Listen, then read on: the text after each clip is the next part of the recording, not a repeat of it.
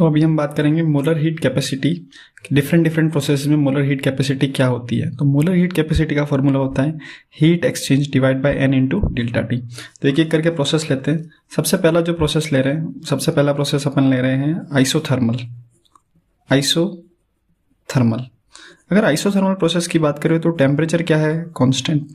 Temperature constant है तो change in temperature delta T या D T that is equal to what, zero. टेम्परेचर में कोई भी चेंज नहीं है। अब टेम्परेचर में कोई चेंज नहीं है तो molar heat capacity for isothermal, तो मैं यहाँ लिख देता हूँ आई टी, आइसोथर्मल, जस्ट नाम दे दिया, is equal to D Q divide by N into, यहाँ चेंज कितना हो गया, जीरो। तो एनीथिंग डिवाइड बाय जीरो को अपन क्या बोल सकते हैं, नॉट डिफाइंड, या कुछ बुक्स में इसको इनफाइनाइट भी बोला गया है। तो आपको जो भी सूट कर जाए कि आइसोथर्मल प्रोसेस के लिए जो मोलर हीट कैपेसिटी है उसकी वैल्यू कितनी है, इनफाइनाइट। अब जो नए प्रोसेसेस आ रहे हैं उनको देखें ध्यान से। अगर मैं ले लूँ आइसोकोरिक प्रोसेस का मतलब क्या होता है, आइसोकोरिक प्रोसेस का मतलब है वॉल्यूम जो है वो हमारा क्या है, कांस्टेंट। अगर वॉल्यूम कांस्टेंट है तो change in volume is what, zero. Change in volume is what, zero. देखिए ध्यान से, तो मोलर हीट कैपेसिटी निकालनी है हमें CM, क्लियर। अगर आइसोकोरिक प्रोसेस में मोलर हीट कैपेसिटी निकालनी है तो एक काम करें, फर्स्ट लॉ को लगाएं। फर्स्ट लॉ क्या है, delta Q equal to delta U plus W. एक चीज हमें पता है कि आइसोकोरिक प्रोसेस के अंदर जो वर्क डन होता है वो क्या होता है, जीरो, क्योंकि वॉल्यूम तो बढ़ा ही नहीं है तो गैस ने कुछ भी वर्क नहीं करा है। तो आगे बात करते हैं, delta Q equal to delta U. Delta U is what, internal energy, और इंटरनल एनर्जी में जो चेंज है वो कितना है, F/2 NR delta T, F/2 NR delta T. तो ये देखे, इसको यहाँ लिख सकते हैं F/2 NR डेल्टा टी, जो डेफिनेशन है मोलर हीट कैपेसिटी की, C। अब देखें, आइसोकोरिक प्रोसेस है मतलब वॉल्यूम कांस्टेंट है, तो यहाँ पे हमने लिख दिया V, CV, मतलब वॉल्यूम क्या हो गया, constant. DQ divide by N delta T, DQ कितना आएगा, DQ है F/2 NR delta T divide by, नीचे कितना है, N delta T. N delta T से N डेल्टा टी क्या हो गया, कैंसल। तो CV specific, molar specific heat for isochoric process, this is nothing but FR/2, where F is what, degree of freedom, and R is what, gas constant. तो ये हमने किसकी बात करी है, आइसोकोरिक प्रोसेस की। आगे फर्दर प्रोसेस की भी बात करेंगे, ये आपको याद रखना पड़ेगा भाई हमेशा, ठीक है। आइसोकोरिक प्रोसेस जो होता है, आइसोकोरिक प्रोसेस के लिए मोलर हीट कैपेसिटी जो है उसकी वैल्यू कितनी है, FR/2। नेक्स्ट हम बात करेंगे आइसोबारिक प्रोसेस की। तो देखिए ध्यान से, third one, this is known as isobaric process. Isobaric process का मतलब होता है कि जो हमारा प्रेशर है वो क्या है, कांस्टेंट। तो change in pressure is what, zero. Change in pressure is what, zero. मैं ये DP डेल्टा लिख रहा हूँ, मतलब छोटा चेंज या बड़ा चेंज कुछ भी हो, चेंज हमेशा क्या है, जीरो।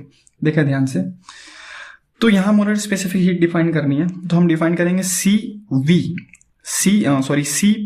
CP का मतलब है molar heat capacity at constant pressure, और ये कितना हो गया, delta Q divide by N delta T, delta Q divided by N delta T. Again first law of thermodynamics यहाँ पे लगाएंगे। तो फर्स्ट लॉ ऑफ थर्मोडायनेमिक्स जो है वो आपका क्या है, देखें ध्यान से, delta Q equal to delta U plus W. Change in internal energy जो गैस के लिए है वो यहाँ भी कितनी है, F/2 NR delta T, F/2 NR delta T. और जो वर्क डन है, वर्क डन जो होता है आइसोबारिक प्रोसेस का, वो कितना होता है, NR डेल्टा टी। तो डेल्टा क्यू, अगर मैं NR डेल्टा टी को कॉमन ले लूं तो NR डेल्टा टी कॉमन आ गया, तो ये कितना हो गया, F/2 प्लस का क्या हो गया, 1। ये NR डेल्टा टी की जगह आप चाहे तो ये भी लिख सकते हैं P डेल्टा V, बट आगे मोल्स में तो अल्टीमेटली आपको भी जो है वर्क उसको किसकी टर्म में लिखना पड़ेगा, मोल्स की टर्म में। इन दोनों को यहाँ पे लिखते हैं। तो देखिए ध्यान से, molar specific heat for isobaric process is nothing but NR delta T F/2 plus 1 divide by N into delta T. N delta T से N डेल्टा टी क्या हो गया, कैंसल। तो molar specific heat for isobaric process is what, F R by two, R को अंदर multiply कर दिया, plus का क्या हो गया आर।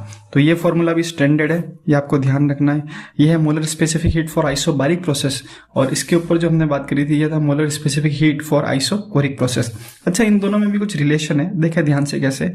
आइसोकोरिक प्रोसेस के लिए एफ आर बाई टू है और आइसोबारिक प्रोसेस के लिए F R by two plus का क्या है आर।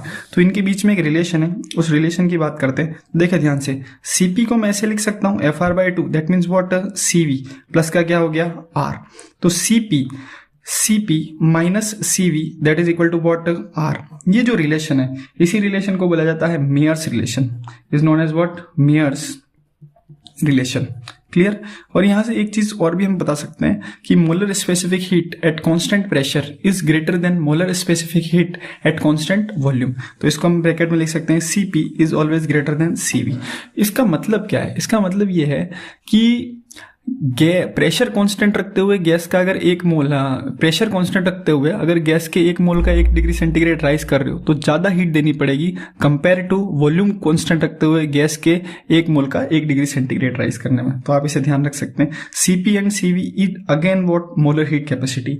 कभी कभी ग्राम स्पेसिफिक हीट कैपेसिटी देगा, तो उस केस में फॉर्मूला ये नहीं रहेगा, थोड़ा चेंज हो जाएगा। That is equal to small CP minus small CV that is equal to R divided by molecular weight. ये भी ध्यान रख सकते हैं और ये भी ध्यान रखना पड़ेगा। ये चारों फॉर्मूले ध्यान रखें।